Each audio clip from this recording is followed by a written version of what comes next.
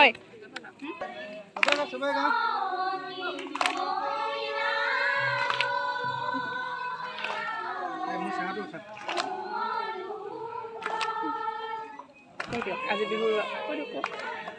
আজি আমাৰ যিহেতু মৰাণ জনগোষ্ঠীৰ বিহু উৰুৱা আজি আমাৰ দৱাৰকা সত্ৰত বিহু উৰুৱা হৈছে।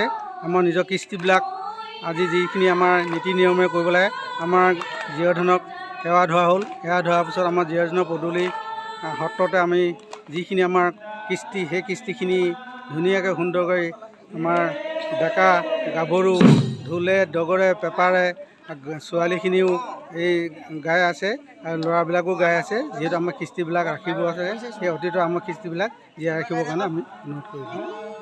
যিহেতু এই সত্ৰখনত আজি